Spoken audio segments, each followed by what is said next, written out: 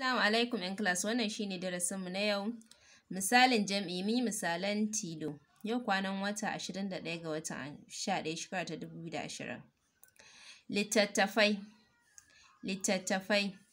Littattafan Abdu guda 7 ne.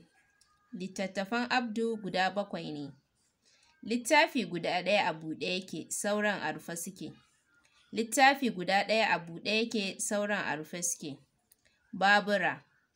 Babura suna da kyau, suna da gudu. Babura masu tsada ne.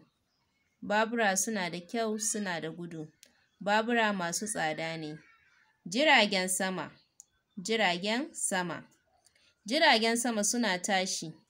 Jirgin sama ya fi jirgin ƙasa gudu.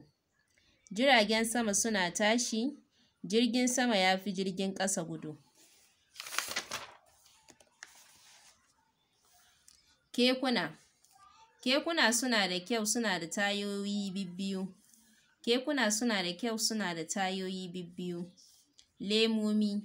Lema tana da amfani, tana kare ruwa, tana kare rana.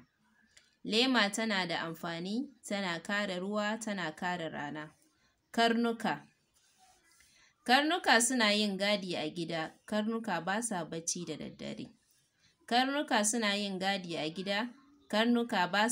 da daddare. Ƙarin bayani a kan tilo da jam'i.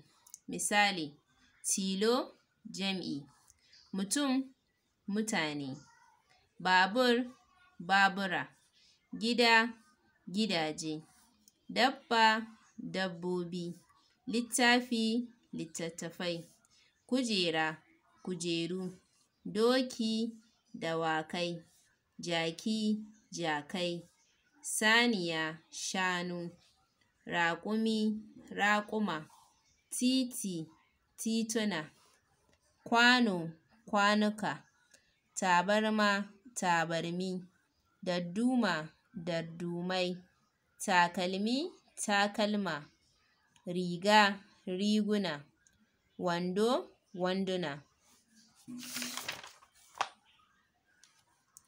Sunayen sassan jikin mutum: kai ƙafa, ido ƙirji, gira hannu, hanci gwiwar hannu, kunne yatsun hannu, baki cinya, ciki cibiya, gwiwa sangalin ƙafa, wuya duga-dugi.